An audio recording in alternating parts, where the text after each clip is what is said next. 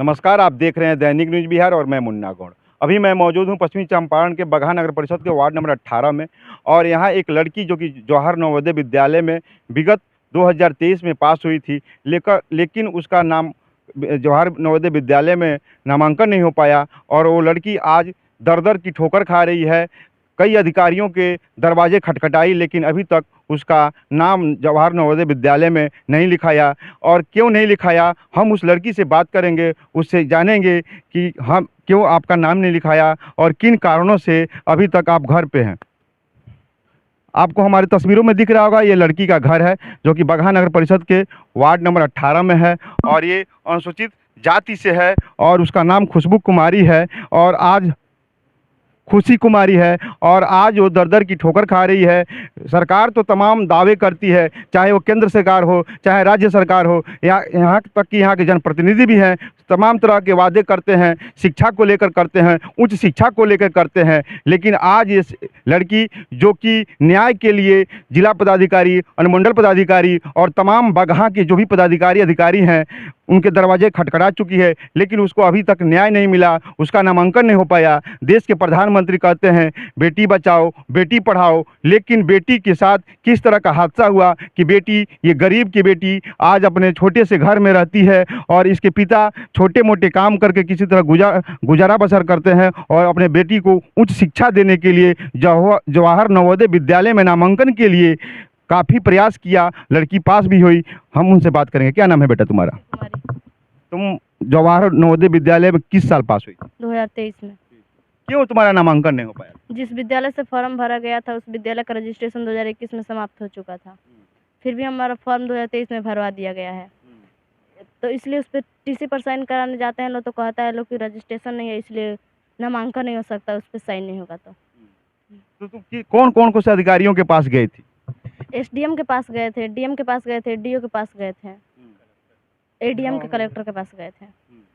तो ये देखिए, लड़की तमाम अधिकारियों के पास दौड़ लगाई और उनसे भी संपर्क की, लेकिन इसका नामांकन नहीं हो पाया। हम इनके पिता से बात करेंगे। कहाँ पढ़ती थी बेटा, कहाँ तैयारी करती थी? संयुक्त नवोदय कोचिंग सेंटर। वहाँ से ही फॉर्म भरवाए थे? वहाँ के ही प्रबंधक फॉर्म भरवाए थे? क्या नाम है उनका? ओम प्रकाश चौधरी। तो ये सब तुम्हारे, अच्छा हम इनसे पूछेंगे, ये सब जानकारी आपको मिला था कि हम उनके द्वारा जो फॉर्म भरा गया है कैसा है कैसा नहीं है? नहीं क्या नाम है आपका? हमारा सिकंदर राम नाम है सर। ये बताइए, आपकी लड़की जवाहर नवोदय विद्यालय की फॉर्म भरी थी, पास भी हो गई थी, तो इस सब के बारे में जानकारी आपने लिया था कि किस तरह का नियम और शर्त है वहाँ? नहीं सर, हमको कुछ नहीं बताया सर।